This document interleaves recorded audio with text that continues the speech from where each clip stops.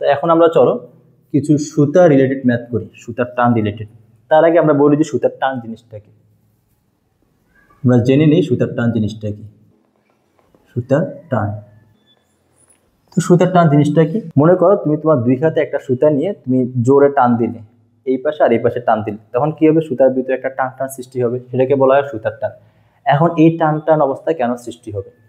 একটু সুতাটার কথা চিন্তা করো, যে এটা হচ্ছে একটা সুতা আর তুমি এখান থেকে টান দিচ্ছ, মনে করো এদিক থেকে তুমি টান দিচ্ছ আর এদিক থেকেও টান দিচ্ছ। যখন তুমি সুতাটাকে টান দিবে তখন সুতার মধ্যে একটা টান সৃষ্টি হবে। এখন কেন সৃষ্টি হচ্ছে? একটু সুতার যে তৈরি হয়েছে একটু এলিমেন্টারি লেভেল থেকে চিন্তা করো, অর্থাৎ সুতার পরমাণুর গঠন থেকে চিন্তা করো। এই সুতা তো অনেকগুলো পরমাণু দিয়ে তৈরি না, আর পরমাণু মাঝে কি থাকে? বন্ড থাকে। তো ধরো এই সুতার অনেকগুলো পরমাণু দিয়ে তৈরি, আর এই পরমাণুগুলোর মাঝে কি থাকবে? বন্ধন থাকবে না। এখন যখন তুমি এটাকে টান দিবে তখন কি হবে? এই পরমাণুগুলো দূরে সরে যাবে, তখন এদের মাঝে যে আকর্ষণ বল বা ওরা যে বন্ডের কারণে কি ছিল এখানে, মানে আবদ্ধ অবস্থায় ছিল, সেখানে টান সৃষ্টি হবে। তো যার ফলে কি হবে? যে এখানেও টান সৃষ্টি হবে, এখানেও টান সৃষ্টি হবে, এখানেও টান সৃষ্টি হবে, তখন সুতার ভিতরে একটা টান বা খিচাও সৃষ্টি হবে, যাকে আমরা বলি সুতার টান। আশা করি তোমরা বুঝতে পেরেছো সুতার টান কি। চলো এখন আমরা এই সুতার টান রিলেটেড কতগুলো ম্যাথ করি। কোয়েশ্চেন নাম্বার 1, ধরো এটা হচ্ছে একটা সিলিং, আর এই সিলিং এর সাথে একটা সুতা বেঁধে রেখেছো, তার নিচের প্রান্তে একটি বস্তু ঝুলিয়ে রেখেছো। এখন কোয়েশ্চেন হচ্ছে এই বস্তুটিকে স্থির অবস্থায় রাখতে সুতা কতটুকু টান দিবে আর কোন দিকে টান দিবে। চলো এটা সলিউশনটা আমরা করি। তো এই বস্তুর উপরে পৃথিবী কোন দিকে টান দিবে? নিচের দিকে টান দিবে। তাহলে একটা ফোর্স কাজ করবে, গ্র্যাভিটেশনাল ফোর্স, যেটা হচ্ছে নিচের দিকে Fg। ধরো বস্তুর ভর এখানে 10 কেজি, তাহলে গ্র্যাভিটেশনাল ফোর্স কতটুকু হবে? mg পরিমাণ হবে। m এর মান এখানে 10 আর g এর মান 9.8, তাহলে আমরা লিখতে পারি 98 নিউটন। এখন বস্তুটাকে যদি স্থির অবস্থায় রাখতে হয়, যেমন আছে ঠিক তেমনই রাখতে হয়, তাহলে সুতাকে টান দিতে হবে উপরের দিকে, আর কত নিউটন বল দিতে হবে? 98 নিউটন বল দিতে হবে। তার মানে নেট ফোর্স এখানে কি হতে হবে? 0 হতে হবে। ধরে নাও যে সুতার ভিতরে টান হচ্ছে t, তাহলে আমরা লিখতে পারি যে F net is equal Fg, যেটা নিচের দিকে সেজন্য নেগেটিভ, আর সুতার টান যেহেতু উপরের দিকে সেজন্য পজিটিভ। আর Fg এর মান কত? -98 প্লাস এখানের মধ্যে t। যদি বস্তুকে স্থির রাখতে হয়, যেমন আছে ঠিক তেমনই রাখতে হয়, তাহলে F নেট হতে হবে 0। তাহলে আমরা লিখতে পারি t is equal 98 Newton. Question number 2, ধরো এটা হচ্ছে একটা সিলিং আর এটা হচ্ছে সুতা, আর সুতার নিচের প্রান্তে একটি বস্তু ঝুলানো আছে। তুমি কি করলে? এই বস্তুটাকে নিচের দিকে টান দিলে। কত বলে টান দিলে? 10 নিউটন বলে। এটা হচ্ছে একটা এক্সটার্নাল ফোর্স। তাহলে এই বস্তুটাকে স্থির অবস্থায় রাখতে সুতা কি পরিমাণ বল প্রয়োগ করবে আর কোন দিকে বল প্রয়োগ করবে? তো চলো সলিউশনটা আমরা বের করে নেই। তো এই বস্তুকে স্থির রাখতে হলে নেট ফোর্স কি হতে হবে? 0 হতে হবে। এই বস্তুর মাঝে কয়টা ফোর্স অ্যাপ্লাই হচ্ছে?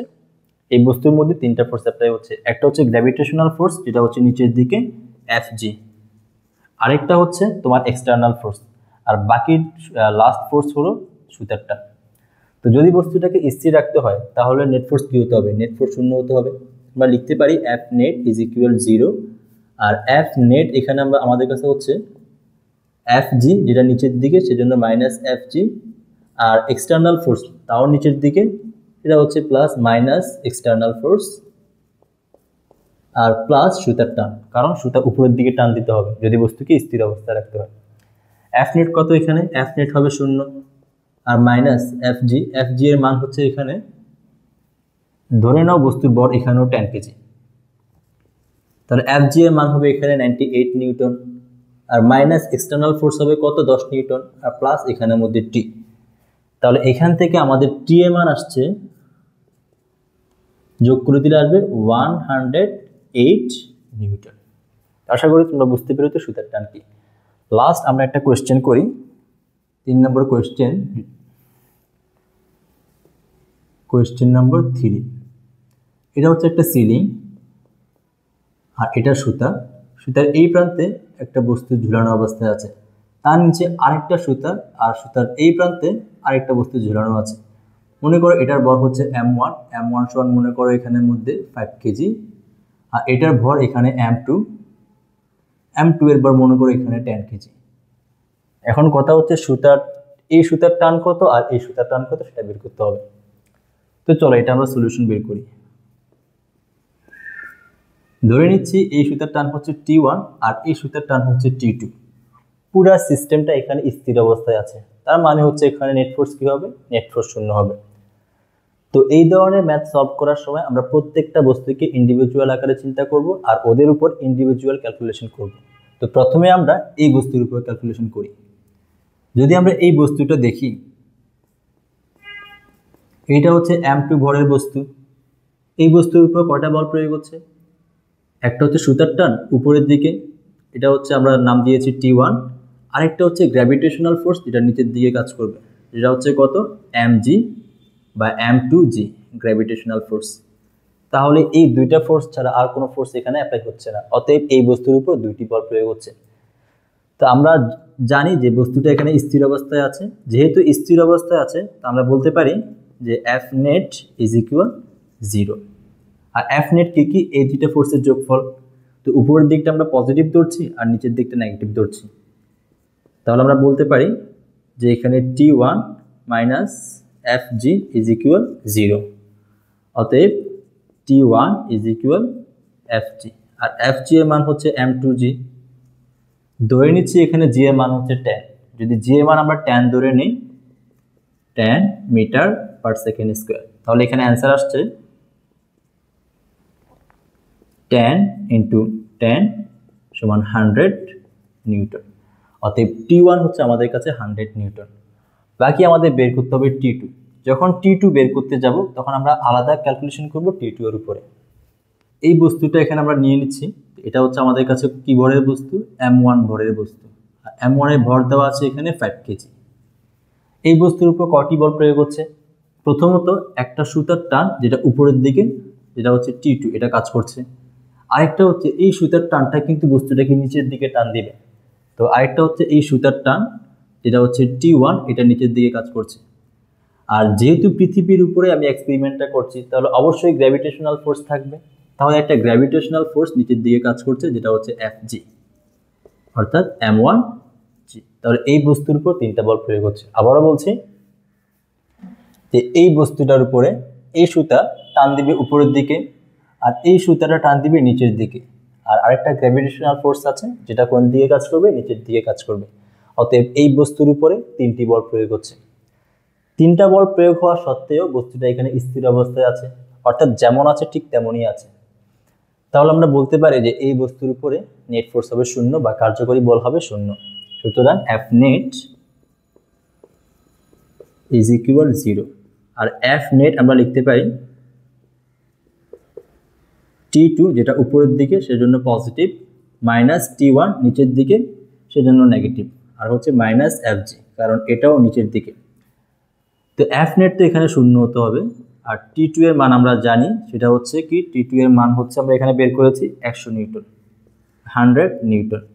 আর T1 এর মান জানি না, সেটা বের করতে হবে। সরি, আমরা এটা T1 এর মান বের করেছিলাম, অতএব T2 আমরা জানি না।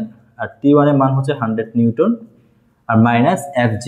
তো এখানে m এর মান আমরা 5 ধরে নিয়েছি আর g এর মান এখানে আমরা 10 ধরেছি, অতএব এখানে আসবে 50 নিউটন। তো এখানে আসবে 50 নিউটন।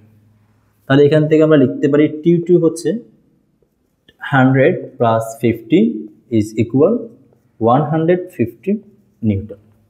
অতএব T1 এর মান হচ্ছে 100 নিউটন আর T2 এর মান হচ্ছে 150 নিউটন। তো আশা করি তোমরা বুঝতে পেরেছো নিউটনের প্রথম সূত্র কি। তো তোমাদেরকে একটা কথা বলে দিই, যদি তোমরা তোমাদের বইয়ের সংজ্ঞা ফলো করতে যাও, যদি কোনো বস্তুর উপর বল প্রয়োগ করা না হয়, স্থির বস্তু স্থির থাকবে আর গতিশীল বস্তু গতিশীল থাকবে, তাহলে এই ধরনের ম্যাথ তুমি সলভ করতে পারবে না। একটা ম্যাথ তুমি সলভ করতে পারবে না, কারণ তুমি তখনই একটা স্থির বস্তু তখনই তুমি স্থির বলবে যখন বস্তুর উপর কোনো বল প্রয়োগ করা হবে না। এখন এখানে তো অনেকগুলো বল প্রয়োগ করা হচ্ছে, তাহলে তুমি কিভাবে এই ম্যাথগুলো করবে? এখন তুমি যদি তোমার বইটা ফলো করতে যাও, তোমাদের বই বলবে যে কি যে বল প্রয়োগ না করা হলে স্থির বস্তু স্থির থাকবে, কিন্তু এখানে প্রত্যেকটা ম্যাথের মধ্যে কি হচ্ছে, বল প্রয়োগ করা হচ্ছে। তার মানে আমাদের মাথায় রাখতে হবে যে স্থির বস্তু তখনই স্থির থাকবে যদি বস্তুর উপর কার্যকরী বল শূন্য হয়। আশা করি তোমরা বুঝতে পেরেছো বল কি, জড়তা কি। জড়তা হচ্ছে বস্তু যেমন আছে ঠিক তেমন থাকার প্রবণতা বা ইচ্ছা। আর নিউটনের প্রথম সূত্র হচ্ছে যদি কোনো বস্তুর উপর কার্যকরী বল শূন্য হয় তাহলে স্থির বস্তু স্থির থাকবে আর গতিশীল বস্তু গতিশীল থাকবে। আজ এতটুকু, আল্লাহ হাফেজ।